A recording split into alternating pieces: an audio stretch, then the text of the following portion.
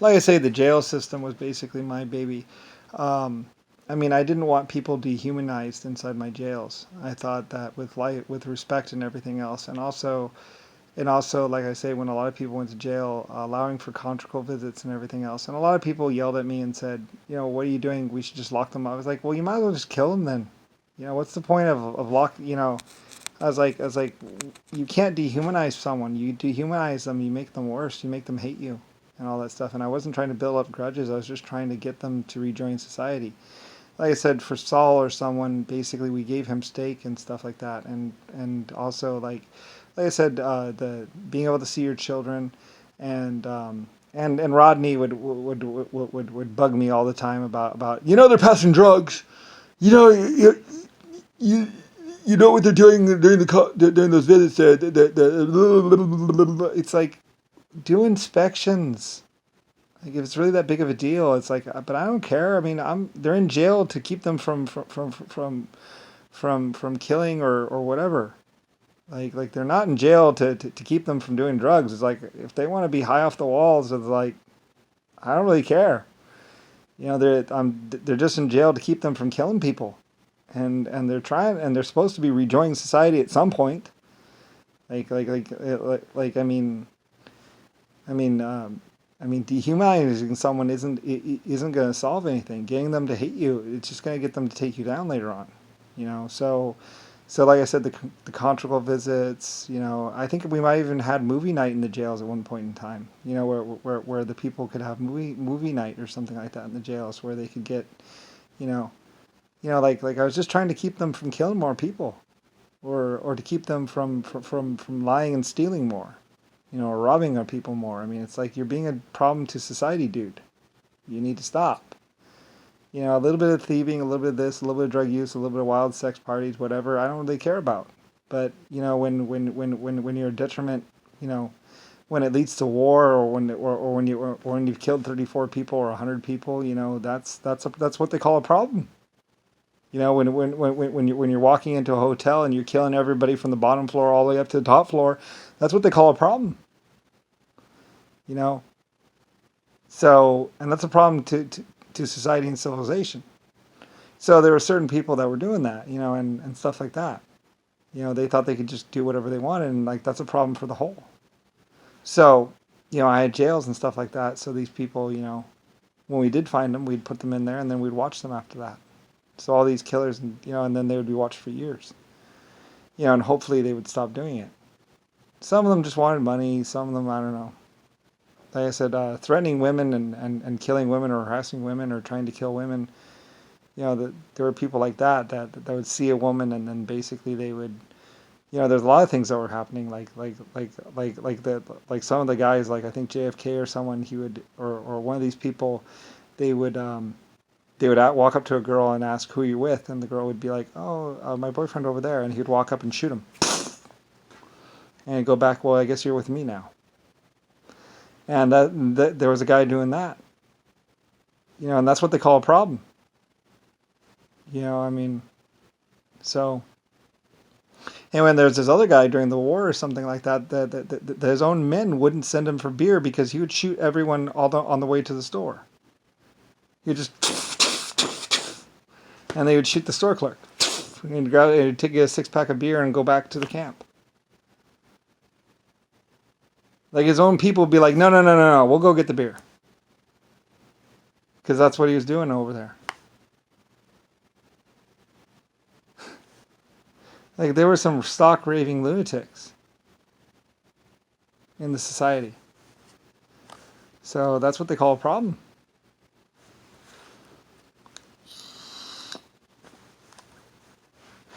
Anyway, so there's a lot of stuff that I knew about, I found out about, it's like, we had to lock up those people. And then of course there's Papa, giving people opium cubes that were actually shit cubes. I said he was out as Papa's boys. They would, sometimes they'd eat a little corn, give it a little roughage in there, and then they would do the lizard over some trays, on the trays, and then they would bake it in an oven, and then they would cut it into little cubes and put it in people's gin.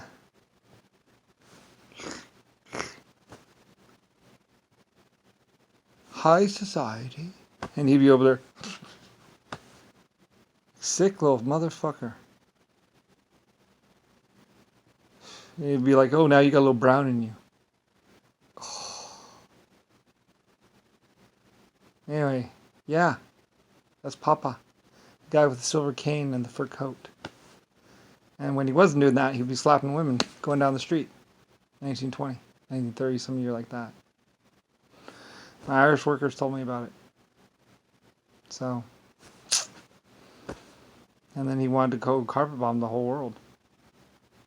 So that's and he supposedly was Papa's boys and leaders of the Bloods and the Crips.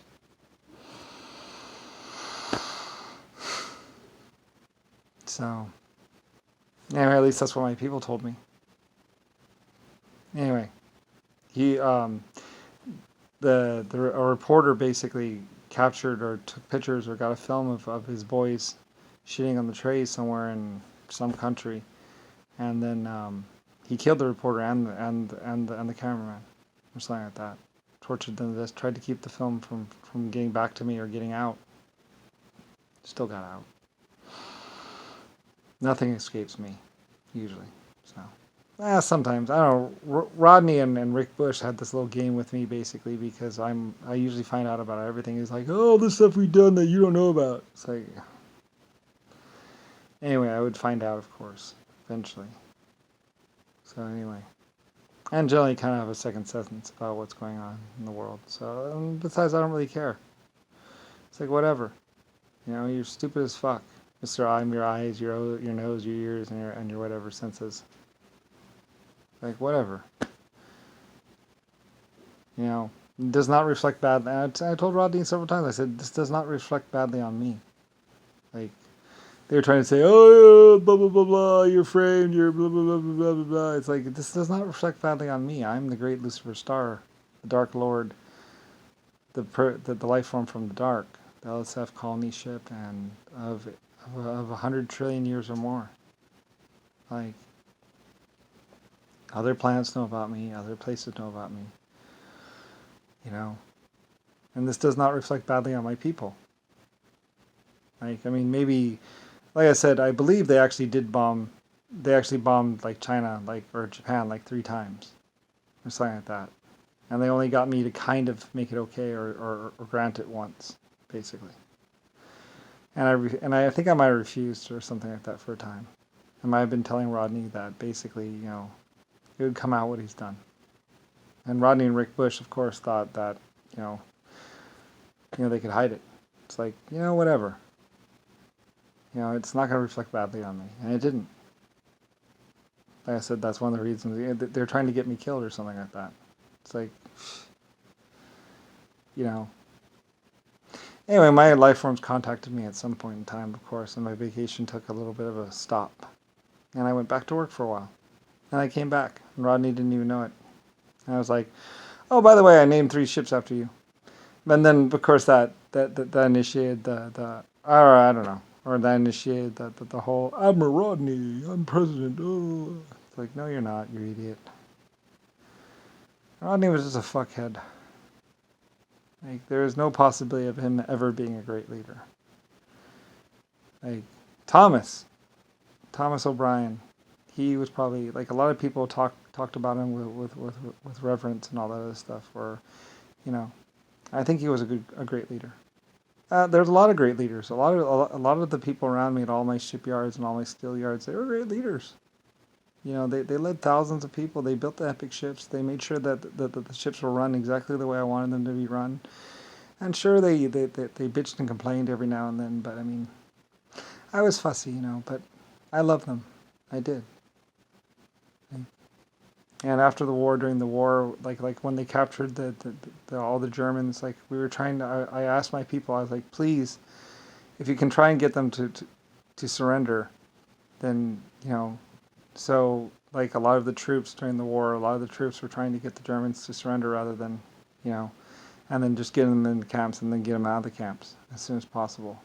They were going to try and keep them there permanently or whatever, and I was like, no. And so we're trying to get the Germans out of the camps safely. So there's a lot of things that happened where people did know me and I was communicating with them and stuff like that. to try and get this, this whole thing over with and get the people back together.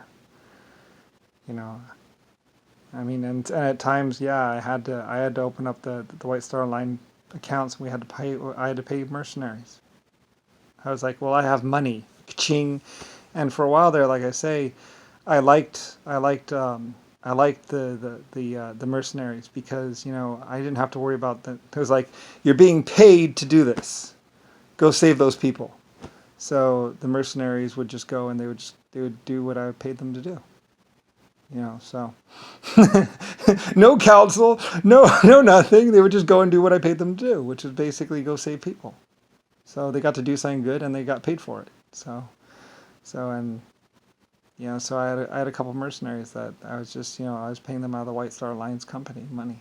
So and I'd just be like, go get those people out of that base. Go save those people. Or defend these people. Or something like that. Make sure these people don't die. So anyway, so yeah, I mean, I employed quite a few mercenaries at quite a few times during the war where I was just like, I was like, fuck the council. I'm just going to pay them. So I just paid them. Money was just given, and the mercenaries went to go do what I asked them to do, which was usually to end the war or fix the problem, rebalance the system, and they would go and they would do it, and then they would whatever, so it was nice being rich. So I ended quite a few wars that way, or something like that. And there was even times when I bought the other side. I was like, I'm buying your country. Now stop killing people. So, and that would usually end up with somebody dying, and I mean, hey, I'm the epic Lord Leader. I'm the epic Lucifer Star. So that's another reason why Rodney and Rosalie and the Stomp group was trying to get me eliminated or taken out, or at least unknown, because I was too powerful. I was too rich. With owning all the cruise companies and all the aircraft companies on the planet Earth, I mean, I could do whatever I wanted, which mostly was ending wars and continuing to build civilization. So anyway, though, whatever. Like I said, later on, I would just set aside trust funds and basically pay people to look out for problems and make sure that people weren't, because like I said, there were a few people that were just running through cities, killing people. They would stop off at the bank. They would rob the bank, and then they would go to the car dealership, shoot the car salesmen, and steal the cars, and then drive to the next town. So anyway, I had to send people after them. So anyway, to get it to stop. So anyway, there's a lot of stuff that was happening. To rebalance, to get us out of chaos, basically. So, and I'm that one. So even as Brian, and that was all, and that I think was during my time as Brian. Like there's my existence as Lucifer Star, and then there's my existence as Brian, and for which technically I'm still Brian. Rodney and Rosalie had no idea how powerful I was when they first came to be around me. And then later on they were trying to kill me. Rodney was saying, well, you have to die now. Whatever. And I died and I came back. Yes. And I was the cat that came back. I was the one that came back every day. I mean, I'm Lucifer Star. Epic creator. President.